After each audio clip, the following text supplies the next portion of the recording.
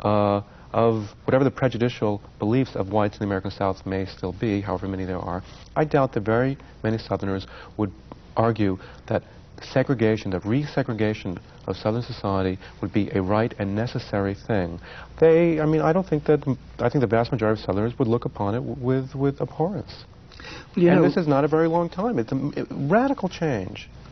The other day I was watching, if you forgive me, I was watching The Open Mind in a reprise that we were doing to celebrate the program's 40th anniversary, and watching the program with Kenneth Clark, done a decade ago, in which I asked him about his level of pessimism or his level of optimism. He said something very interesting. He said, I'm not optimistic. I don't think there's been so much of a change in racial attitudes, but I think the quality of those attitudes is different. And I think that's really all that we could hope for, says Professor Clark, that there be less violence associated with the racism that is still endemic in this country. But you really feel that there has been even more of a sea change. Well, no, I'm not trying to say that there still is an enormous amount of racism in this country. I'm pointing to one specific and crucial feature of what was the legal, political, and cultural character of Southern society in 1950, let's say, which has been, as I said, radically, demonstrably and undeniably transformed. And I really doubt, as I said, that many Southerners, many white Southerners, would try to justify segregation today. More to the point, in Germany, you feel that there has been that kind of... For the vast majority of Germans, yes.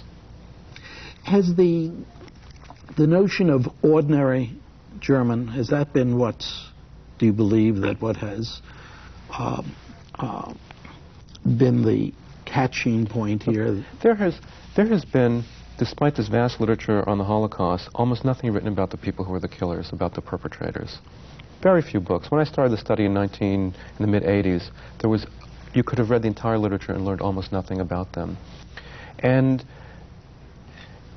I've come along and written a detailed book about these people and given a broader interpretation of the Holocaust based on what I've learned about them, which is that these people believe that what they're doing was right. Ordinary Germans did this, and that one has to understand the historical development of anti-Semitism in Germany to explain this. Now, this goes against much of the literature on the Holocaust and calls into question many of the things that others have said, and also is discomforting for many people, whether they be Germans or non-Germans, Jews or non-Jews, the notion that ordinary people would willingly do these sorts of things. And so it's not just that they were ordinary, but also the conclusion about their motivation, about what moved them, that I think many people find disturbing.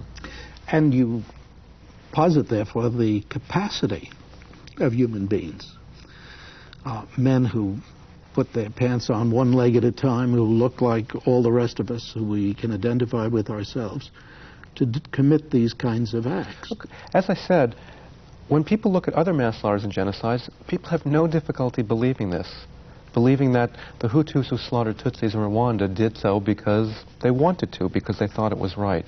Why do we find it so difficult to believe about Germans? Well, that's the question I started off asking you. Now, you must have some clue to that.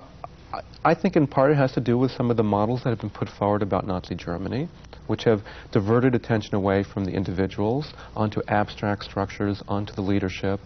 All kinds of cliches have been mouthed about it: obedience to authority, banality of evil, conformism, etc., etc. And so these cliches have created, or these theories have created a certain attitude and mindset about the period, which have led people to draw these conclusions. I also think that it is difficult, perhaps, for people to believe, that people who are more like us, at least how most of us conceive of ourselves to be, part of Western European society. Of course, not everyone in this country comes from that society, but this is the public ethos of America, that people like us could do such things. It's easy to believe that Africans would do such things, for many people, but not civilized Europeans. As it's always said, how could this happen in the land of Goethe and Kant? That, in a sense, explains the fact that most of the criticism, all the criticism that I've seen, comes from people whose heritage is very close to that of the Germans about whom you write. Yes? No? You know, again, I haven't paid that much attention You to don't it. want to I'm going to beg the question because I'm not into, you know, I don't want to talk about people's backgrounds in this way. What's the reception in Germany in the 1 minute we have left? The book is being published in August in Germany, and prior to its publication, there has been a furious outpouring of debate and also criticism of the book, which just took me by surprise. I mean, there is a national debate, if you want to call it that, about the book. Much of it critical, though some of it quite sensible and favorable. And when the book comes out in Germany, shortly thereafter, I'll be going to Germany for a book tour where I'll be discussing the book in public fora with other scholars. And I'm quite confident that there are many in Germany who will read the book when they actually can get their hands on it and take it very seriously. Well, Professor Goldhagen, I'm delighted that you were willing to come and join me today. I hope that you'll stay where you are so that we can do a second program, a follow-up. One of the things I want to ask you about has to do with the criticism of you that's leveled really at your publisher for the kinds of promotion, the kind of publicity that's been given to this book, seemingly to me an irrational criticism, but one that I think we have to deal with. So stay where you are. Thank you very much for joining me today, Daniel Goldhagen. Thank you. Thanks, too, to you in the audience. I hope you join us again next week also. And if you'd like to share your thoughts about our program today, please write The Open Mind, P.O. Box 7977, FDR Station, New York, New York 10150. For transcripts, send $4 in check or money order. Meanwhile, as an old friend used to say, good night and good luck.